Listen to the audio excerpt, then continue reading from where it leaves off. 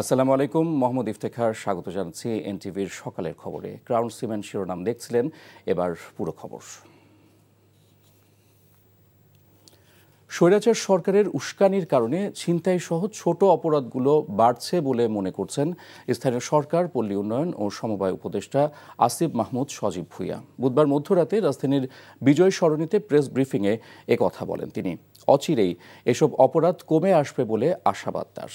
ঢাকার বিভিন্ন এলাকায় পুলিশ, র্যাব, বিজিবি সদস্যদের টহল ছিল বিভিন্ন গুরুত্বপূর্ণ সড়কে। চিহ্নিত অপরাধীদের তালিকা করে অভিযান পরিচালনা করা হচ্ছে বলে জানিয়েছেন ঢাকা মহানগর পুলিশ কমিশনার। নিয়ামুল আজিজ সাদিকের রিপোর্ট। দেশবাসীকে স্বস্তি দিতে যৌথ বাহিনী তালিকা তৈরি করে অভিযান পরিচালনা করছে। দুইজন নিচে এই জন্য মামলা দিছে। আমার অপরাধটা হলো আমি ড্রাইভিং লাইসেন্সটা হেলমেটটা রেখে আসছি। চেকপোস্ট সহ গুরুত্বপূর্ণ সড়কগুলোতে চলছে নজরদারি। আমরা একটু আগেই সাব রোড থেকে এসেছি, এখন মূল সড়কে এসে আমরা এখানে কিছু চেক পয়েন্টের ব্যবস্থা করেছি। সন্দেহমূলক যদি কাউকে আমাদের লাগে তাদেরকে আমরা চেক করি। আমরা মূলত চেক করি যে কেউ কোনো নাশকতামূলক কার্যক্রমের সাথে জড়িত হতে পারে কিনা। পুলিশের পাশাপাশি বর্ডার গার্ড বাংলাদেশও সড়কগুলোতে সজাগ রয়েছে। টিএমপি কমিশনার বলেন, ৬৫টি তল্লাশি চৌকি বসানো হয়েছে, অভিযান পরিচালনা করা হচ্ছে। পেটি স্ট্রিট অফেন্স এটা পৃথিবীর তৃতীয় বিশ্বের অনেক দেশেই হয়। সম্মিলিতভাবে যদি আমরা চেষ্টা করি এই অফেন্স থেকে আমরা বের হয়ে আসতে পারবো। আমি কোনোভাবেই ঢাকাবাসীকে আইন হাতে উঠায় নিতে বলতেছি না। আমি যেটা মিন করতেছি সম্মিলিতভাবে একটা প্রতিরোধ সৃষ্টি করি। পরে ব্রিফিংয়ে আসিফ মাহমুদ বলেন, বড় অপরাধ কমলেও ছোট অপরাধগুলো সামাজিক যোগাযোগ মাধ্যমে প্রচার ও একটি গোষ্ঠীর ইন্ধনে বেড়েছে। তবে কাউকে ছাড় দেয়া হবে না। যারা আগে এ ধরনের কাজের সাথে সম্পৃক্ত ছিল তাদের তো নিজস্ব লোক আছে, তারা আবার বের হয়ে হয়তো সংগঠিত করার চেষ্টা করছে। তবে আমরা তাদেরকেও মনিটরিং করে তাদেরকেও যথাযথভাবে প্রয়োজনে আবার গ্রেফতার করার ব্যবস্থা করবে আইনশৃঙ্খলা বাহিনী। এর পাশাপাশি এক ধরনের রাজনৈতিক প্রচেষ্টাও আছে দেশের পরিস্থিতি খারাপ করার জন্য। আমরা মাঝে মধ্যেই আওয়ামী লীগের বিভিন্ন টেলিগ্রাম গ্রুপের কিংবা বিভিন্ন মিটিংয়ের স্ক্রিনশট আপনারা দেখবেন। তিনি জানান, যেসব অপরাধী জামিনের মাধ্যমে বেরিয়ে আবারও অপরাধে জড়িয়ে পড়ছে তাদের দ্রুত গ্রেফতারের চেষ্টা চলছে। Niamul Aziz Sadiq, NTV news, Dhaka. নিজেরা কাদা ছোড়াছুড়ি, মারামারি ও কাটাকাটি করলে দেশ ও জাতির স্বাধীনতা ও সার্বভৌমত্ব বিপন্ন হবে বলে সতর্ক করেছেন সেনাবাহিনী প্রধান জেনারেল ওয়াকারুজ্জামান। আইন শৃঙ্খলা পরিস্থিতি স্বাভাবিক করতে সব দলকে ঐক্যবদ্ধ থাকার আহ্বান জানিয়ে তিনি বলেন, সুষ্ঠু নির্বাচন আয়োজন শেষে সেনানিবাসে ফিরে যাবে সেনা সদস্যরা। শফি মাহমুদ সাগর জানাচ্ছেন বিস্তারিত। পিলখানা হত্যাকাণ্ডে নিহত সেনা কর্মকর্তাদের স্মরণে রাজধানীর রাওয়া ক্লাবে আয়োজন করা হয় শোকসভা ও দোয়া অনুষ্ঠানের। 3 বাহিনী প্রধান সহ এতে অংশ নেন সামরিক কর্মকর্তা এবং শহীদ পরিবারের সদস্যবৃন্দ। সেনাপ্রধান জেনারেল ওয়াকারুজ্জামান দেশের বর্তমান আইনশৃঙ্খলা পরিস্থিতির অবনতির কথা স্বীকার করে বলেন, স্বল্প সংখ্যক সৈন্য দিয়ে অপরাধ নিয়ন্ত্রণ সম্ভব নয়। আইনশৃঙ্খলা বাহিনীর সদস্যরা ভয়ে সক্রিয় হচ্ছে না দাবি করে তিনি জুলাই হত্যাকাণ্ডের বিচারের ক্ষেত্রে বিশেষ সতর্কতা অবলম্বনের আহ্বান জানান। আজকে পুলিশ সদস্য কাজ করছে না, এটা বিশাল বড় কারণ হচ্ছে অনেকের বিরুদ্ধে মামলা, অনেকে জেলে। RAB, BGB, DGFI, NSI panicked. বিভিন্ন দোষারোপ, খুন ইত্যাদি তদন্ত চলছে। অবশ্যই তদন্ত হবে, দোষীদের বিচারের আওতায় আনতে হবে। এমনভাবে কাজটা করতে হবে যেন এই অর্গানাইজেশনগুলো আন্ডারমাইন না হয়। নিজেদের ভেতর হানাহানির সুযোগে অপরাধ বেড়েছে উল্লেখ করে সেনাপ্রধান বলেন, ঐক্যবদ্ধ থাকলে সমস্যার সমাধান সম্ভব। আপনারা যদি নিজেদের মধ্যে ভেদাভেদ ভুলে একসাথে কাজ না করতে পারেন, নিজেরা যদি কাদা ছোড়াছুড়ি করেন, মারামারি কাটাকাটি করেন, এই দেশ এবং জাতির স্বাধীনতা সার্বভৌমত্ব বিপন্ন হবে। আমি আজকে বলে দিলাম, নাইলে আপনারা বলবেন যে আমি আপনাদের সতর্ক করিনি। আমি সতর্ক করে দিচ্ছি আপনাদের। এই দেশ আমাদের সবার, আমরা সবাই সুখে শান্তিতে থাকতে চাই।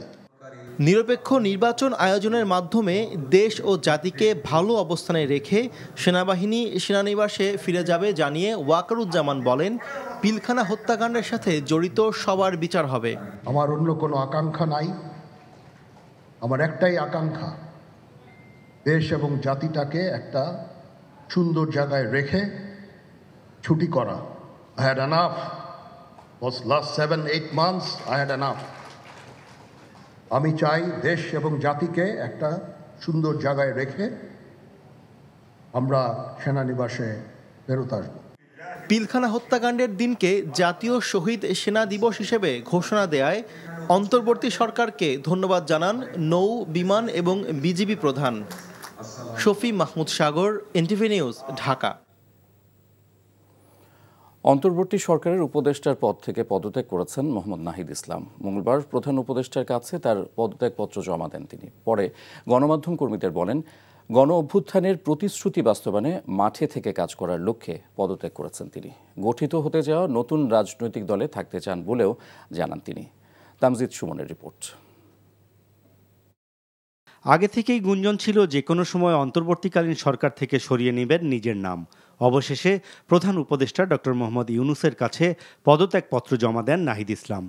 পরে ব্রিফিংয়ে নাহিদ জানান, গণ অভ্যুত্থানের প্রতিশ্রুতি বাস্তবায়নে মাঠে থেকে কাজ করার লক্ষ্যে পদত্যাগ করেছেন তিনি। মন্ত্রণালয়ের দায়িত্ব থেকে আমি ইস্তফা দিয়েছি। এছাড়াও এই জুলাই শহীদ স্মৃতি ফাউন্ডেশন সহ সরকারের যে সকল কমিটিতে আমি ছিলাম, এই সকল কমিটি থেকে আমি সাথে সাথে ইস্তফা হচ্ছে।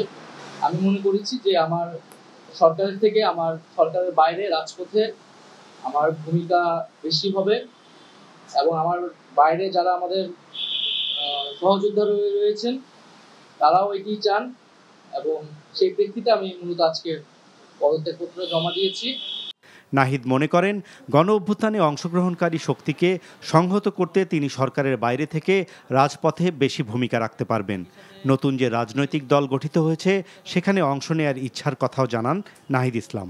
এখনো আমাদের গণ অভ্যুত্থানের আকাঙ্ক্ষা তো বাস্তবায়িত হয়নি। বিচার এবং সংস্কারের যে প্রতিশ্রুতি নিয়ে সরকার গঠিত হয়েছিল, ছাত্ররা এসেছিল, সেই প্রতিশ্রুতি পূরণে নতুন যে রাজনৈতিক শক্তি এবং দল গঠন হচ্ছে, আমি সেখানে অংশগ্রহণ করতে আমার অভিপ্রায় আছে এবং জনগণের সাথে মিশে আবারও জনগণকে ঐক্যবদ্ধ করা এবং আমাদের যে গণ অভ্যুত্থান যে প্রতিশ্রুতি সেটা বাস্তবায়নে মাঠে থেকে কাজ করার লক্ষ্যে আমি সরকার।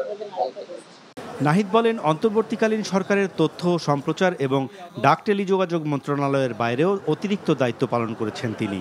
বলেন, তার কাজের মূল্যায়ন জনগণ করবে।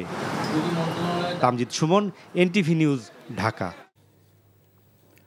রাজনৈতিক দলগুলোর মধ্যে মতপার্থক্য থাকতে পারে, তবে সবার ঐক্য ধরে রাখা দরকার বলে মনে করেন জাতীয় ঐকমত্য কমিশনের সহসভাপতি অধ্যাপক আলী রিয়াজ। মঙ্গলবার জাতীয় প্রেস ক্লাবের তফাজ্জল হোসেন মানিক মিয়া হলে আয়োজিত এক অনুষ্ঠানে তিনি কথা বলেন, ঐক্যের জায়গা থেকে রাষ্ট্র কাঠামো জবাবদিহিমূলক হওয়া দরকার ছিল। কোনো অবস্থাতেই দেশ যেন নতুন করে স্বৈরতান্ত্রিক হয়ে উঠতে না পারে, সে বিষয়ে সবার সজাগ থাকা দরকার। আলী রিয়াজ বলেন, বাংলাদেশের দলগুলো ঐকমত্যের ভিত্তিতে তত্ত্বাবধায়ক সরকার ব্যবস্থা তৈরি করেছিল। এখন জাতীয় ঐক্যের কথা আলোচনা হচ্ছে, যা লিখিত রূপ হিসেবে জাতীয় সনদের কথা বলা হচ্ছে। বর্তমান প্রেক্ষাপট বিবেচনায় রাজনৈতিক দলগুলোর মধ্যে ভিন্ন মত নেই বলেও জানান তিনি। আমাদের ক্ষেত্রে যেটা দরকার সেটা হচ্ছে যে ঐক্যের জায়গাটা হচ্ছে যে এই দেশে এমন একটা রাষ্ট্র তৈরি করা যেটা জবাবদিহিমূলক হবে, কোনো অবস্থাতেই স্বৈরতান্ত্রিক হয়ে উঠবে না, যেটি এমন ব্যবস্থা করবে যেন নাগরিকের অধিকার সুরক্ষিত থাকে। এই জায়গায় কিন্তু ঐক্যগুলো আছে, ফলে রাজনৈতিক মত পার্থক্য সত্ত্বেও এই ঐক্যগুলো ধরে রাখা দরকার। সরকারি কেনাকাটা স্বচ্ছতার জন্য বিগত আওয়ামী লীগ সরকারের সময়ে চালু হওয়া সরকারি ক্রয় সংক্রান্ত ইজিপি পদ্ধতির মধ্যেই সবচেয়ে বেশি দুর্নীতি হয়েছে বলে জানিয়েছে ট্রান্সপারেন্সি ইন্টারন্যাশনাল বাংলাদেশ, টিআইবি। মঙ্গলবার সকালে রাজধানীর ধানমন্ডিতে সংস্থাটির কার্যালয়ে সংবাদ সম্মেলনে এই কথা জানান টিআইবির নির্বাহী পরিচালক ডক্টর ইফতেখারুজ্জামান বলেন, 2012 থেকে 2024 সালের মধ্যে 5,96,991 কোটি টাকার কার্যাদেশ দেওয়া হয়েছে, যার মধ্যে শীর্ষ 10 মন্ত্রণালয় প্রায় 92% অর্থ ব্যয় করেছে। এই 10টি মন্ত্রণালয়ের গড়ে 61% কার্যাদেশ 5% ঠিকাদারের হাতে গেছে। ডক্টর ইফতেখারুজ্জামান জানান, ঠিকাদার প্রতিষ্ঠানের যৌথ মালিকানা ব্যবস্থার সুযোগ নিয়ে একটি নির্দিষ্ট গোষ্ঠী প্রকল্পগুলোর নিয়ন্ত্রণ নিয়ে নিচ্ছে, ফলে প্রতিযোগিতার সুযোগ কমে যাচ্ছে, যা সরকারি কেনাকাটায় স্বচ্ছতা হ্রাস করছে। খুলনা প্রকৌশল ও প্রযুক্তি বিশ্ববিদ্যালয় কুয়েট অনির্দিষ্টকালের জন্য বন্ধ ঘোষণা করেছে বিশ্ববিদ্যালয় কর্তৃপক্ষ। সব ধরনের একাডেমিক কার্যক্রম বন্ধের পাশাপাশি শিক্ষার্থীদের আজ সকাল 10টার মধ্যে আবাসিক হল ছাড়ার নির্দেশ দেওয়া হয়েছে। এদিকে হল ছাড়ার সিদ্ধান্ত প্রত্যাখ্যান করে মঙ্গলবার রাতে ক্যাম্পাসে বিক্ষোভ মিছিল করেছেন শিক্ষার্থীরা। পরে সমাবেশে তারা অভিযোগ করেন, ফ্যাসিবাদী কায়দায় হল বন্ধ করে শিক্ষার্থীদের যৌক্তিক আন্দোলনে বাধা দেওয়ার চেষ্টা করা হচ্ছে। এর আগে বিশ্ববিদ্যালয় প্রশাসনের এক নোটিশে জানানো হয়, শিক্ষার্থীদের সার্বিক নিরাপত্তার জন্য এদিন বিকেলে 99তম সিন্ডিকেট সভায় বিশ্ববিদ্যালয় বন্ধের সিদ্ধান্ত নেওয়া হয়। এর আগে দুপুরে শিক্ষার্থীরা পূর্ব ঘোষণা অনুযায়ী উপাচার্যের বাসভবনে তালা দেন। এ সময় বাসভবনে থাকা সিনিয়র শিক্ষকরা আপত্তি জানালে এবং সকল শিক্ষক পদত্যাগ করার হুমকি দিলে শিক্ষার্থীরা তালা খুলে দেন। শিক্ষার্থীদের অন্য কারো ইন্ধনে এসব কর্মকাণ্ড থেকে বিরত থাকার আহ্বান জানান শিক্ষকরা। সোমবার রাতে উপাচার্য ঢাকা থেকে ফিরে বাসভবনের তালা ভেঙে ভিতরে প্রবেশ করেছিলেন। বিএনপির কেন্দ্রীয় কার্যালয়ের সামনে বাদ আসর অনুষ্ঠিত হয়েছে বীর মুক্তিযোদ্ধা, বিএনপির ভাইস চেয়ারম্যান ও সাবেক মন্ত্রী আবদুল্লাহ আল নোমানের তৃতীয় নামাজে জানাজা। এর আগে ধানমন্ডি ঈদগাহ মাঠে প্রথম এবং তার দ্বিতীয় জানাজা অনুষ্ঠিত হয় জাতীয় সংসদ ভবনের দক্ষিণ প্লাজায়। এ সময় বিএনপি চেয়ারপারসন ও ভারপ্রাপ্ত চেয়ারম্যানের পক্ষ থেকে তার মরদেহে ফুল দিয়ে শ্রদ্ধা জানানো হয়।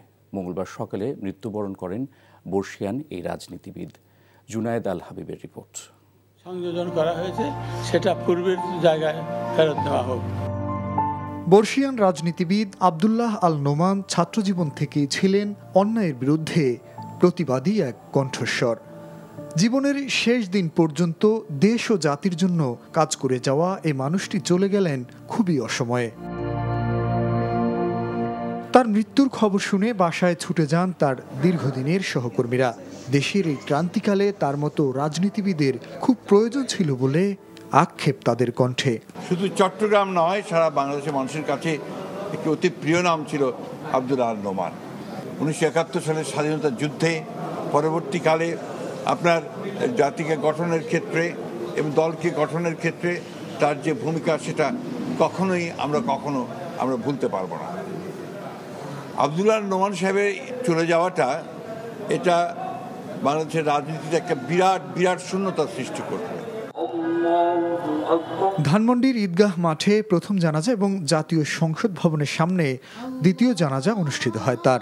এরপর বাদ আসর তার দীর্ঘদিনের রাজনৈতিক দল বিএনপির কেন্দ্রীয় কার্যালয়ের সামনে তৃতীয় জানাজা অনুষ্ঠিত হয়। আগামী শুক্রবার বাদ জুমা জানাজা শেষে চট্টগ্রামের রাউজানে তাকে দাফন করার কথা রয়েছে। আমরা বাদ জুমা চট্টগ্রামে সেই জামায়াতুল ফালায় বাদ জুমা শুক্রবার আমরা তার বিশাল সেই জানাজায় সবাই সমবেত হব এবং এরপরে রাউজান গহিরায় তাকে দাফন করা হবে।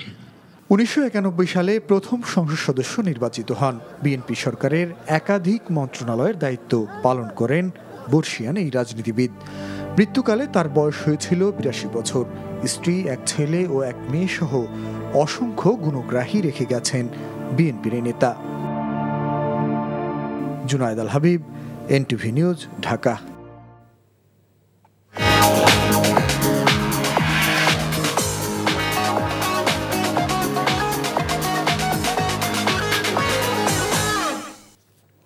এবারে মার্কেন্টাইল ব্যাংক অর্থনীতির খবর। সহায়তা দেওয়ার পরও কিছু ব্যাংককে বাঁচানোর সম্ভাবনা খুবই ক্ষীণ বলে জানিয়েছেন বাংলাদেশ ব্যাংকের গভর্নর আহসান এইচ মনসুর। বলেন, ব্যাংকিং খাতকে গর্ত থেকে উত্তোলনের চেষ্টা চলছে। আর বেসরকারি গবেষণা সংস্থা সিপিডি বলছে লাইফ সাপোর্টে থাকা ব্যাংকগুলোকে বন্ধ করা ছাড়া দেশের এই খাত পুনরুদ্ধার সম্ভব নয়। মঙ্গলবার দুপুরে ব্র্যাক সেন্টারে সিপিডির কনফারেন্সে এসব কথা উঠে আসে। বক্তারা বলেন, রাজনৈতিক হস্তক্ষেপ ও পরিবারতন্ত্র থেকে বের হতে না পারলে ব্যাংকিং খাত ঘুরে দাঁড়াতে পারবে না। ব্যাংক খাতে লুটপাট বন্ধ হলেও সংস্কারের মাধ্যমে মূল্যস্ফীতি কমিয়ে এই খাতকে ঘুরে দাঁড়াতে আরও কিছু সময় লাগবে বলে জানান গভর্নর। সবার কাছ থেকে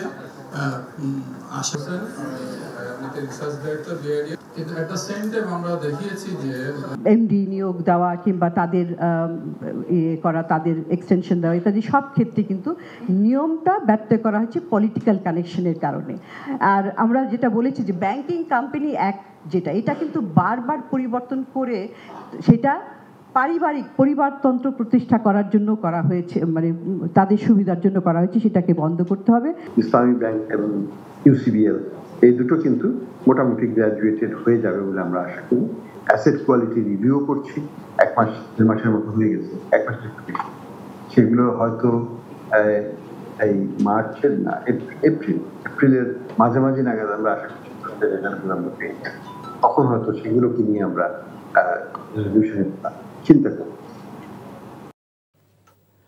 আফগানিস্তানের দক্ষিণ পশ্চিমাঞ্চলের 2টি প্রদেশে শিলাবৃষ্টি ও ভারী বৃষ্টিপাতে অন্তত 29 জনের মৃত্যু হয়েছে। দেশটির পশ্চিমাঞ্চলের ফারা প্রদেশের দুর্যোগ ব্যবস্থাপনা বিভাগের প্রধান জানিয়েছেন, ওই প্রদেশে শিলাবৃষ্টির কারণে 21 জন মারা গেছেন এবং আহত হয়েছেন 6 জন। কান্দাহার প্রদেশের দুর্যোগ ব্যবস্থাপনা বিভাগের এক বিবৃতিতে বলা হয়, প্রদেশটির কয়েকটি স্থানে ভারী বর্ষণে অন্তত 8 জনের প্রাণহানি হয়েছে। তাদের মধ্যে নারী ও শিশু রয়েছে। বলা হয় 4 জন নারী বন্যার পানিতে ভেসে যায়। তাছাড়া একটি বাড়ির ছাদ ধসে আরও 4 জন মারা যান। সৌদি আরবের রিয়াদে এনটিভি দর্শক ও সাংস্কৃতিক ফোরামের যৌথ আয়োজনে বর্ণাঢ্যভাবে উদযাপিত হয় আন্তর্জাতিক মাতৃভাষা দিবস। জমকালো আয়োজনে অংশ নেন প্রবাসীরা। সৌদি আরব প্রতিনিধি ফারুক আহমেদ শানের পাঠানো রিপোর্ট। রিয়াদে নানা আয়োজনে আন্তর্জাতিক মাতৃভাষা দিবস উদযাপন করেছে প্রবাসের জনপ্রিয় চ্যানেল এনটিভি। এনটিভি দর্শক ফোরাম ও এনটিভি সাংস্কৃতিক ফোরামের আয়োজনে একই সাথে অনুষ্ঠিত হয় নিয়মিত আয়োজন প্রবাস বিনোদনের 25তম পর্ব। আয়োজনে মিডিয়া পার্টনার ছিল রিয়াদের Batha Suncity medical centre, Nova enterprise, Riyadh food house ও আলোচিত বার্তা। আয়োজনে যোগ দেন দলমত নির্বিশেষে প্রবাসের বিশিষ্টজনেরা। তারা বলেন, বস্তুনিষ্ঠ সংবাদ এবং বৈচিত্র্য অনুষ্ঠান প্রচারের মাধ্যমে গণমানুষের কণ্ঠস্বরে পরিণত হয়েছে এনটিভি। এনটিভি আসলেই জনগণের কথা বলে, আমাদের কথা বলে, যা অনেকে বলতে সাহস পায় না। অনুষ্ঠানগুলো অনেক সুন্দর হয়, অনেক ভালো হয়, আর আমরা আগামী দিনে সবসময় এই অনুষ্ঠানের সাথে আমরা সবাই সংযুক্ত থাকব। অনুষ্ঠানে সভাপতিত্ব করেন দর্শক ফোরামের ভারপ্রাপ্ত সভাপতি শেখ মোহাম্মদ বাদল। সঞ্চালনা করেন এনটিভির সৌদি আরব প্রতিনিধি ফারুক আহমেদ চান। প্রধান অতিথি ছিলেন রিয়াদের বাথা সানসিটি মেডিকেল সেন্টারের এমডি আবদুল্লাহ আল মামুন। বিশেষ অতিথি ছিলেন ফারুক হোসেন পাটোয়ারি, ব্যবসায়ী শাহিন আলম ও আশরাফ উদ্দিন। এনটিভির অনুষ্ঠানগুলো দেখব। মানুষের চেতনা ছিল, সেই চেতনার উপরে ভিত্তি করে একটি ঐক্যবদ্ধ রাষ্ট্র গঠন করে এই বাংলাদেশ পরিচালিত হবে। আমরা প্রবাসী যারা রয়েছি, আমাদের জায়গা থেকে আমাদের যে দায়িত্ব রয়েছে, আমরা চেষ্টা করব সে দায়িত্ব পালন করার জন্য। আজকের এই দিনে আমি সমস্ত শহীদদেরকে বিনম্র শ্রদ্ধা জানাচ্ছি এবং তাদের রুহের মাগফিরাত কামনা করছি। 1999 সালে ইউনেস্কো এটা বাংলাদেশকে সম্মান করে সারা বিশ্বের দরবারে এটা পৌঁছে দিয়েছে। সবাইকে ধন্যবাদ জানাই যে আপনারা এত কষ্ট করে আমাদের এই অনুষ্ঠান উপভোগ করতেছেন। অনুষ্ঠানের সাংস্কৃতিক পর্বে নাট্যকার জাহাঙ্গীর আলম হৃদয়ের পরিচালনায় মঞ্চ মাতিয়ে রাখেন রিয়াদের শিল্পীরা। রিয়াদে এনটিভির আয়োজনটি প্রবাসী বাংলাদেশিদের মিলন মেলায় পরিণত হয়। NTV international desk. এই ছিল সকালের খবরে। এই খবরের ভিডিও সহ আপডেট জানতে ভিজিট করুন এনটিভি অনলাইন www.ntvbt.com। এছাড়াও এনটিভির জনপ্রিয় সব অনুষ্ঠান ও খবরের আপডেট জানতে ভিজিট করুন আমাদের ইউটিউব ও ভেরিফাইড ফেসবুক পেজে। ধন্যবাদ সবাইকে।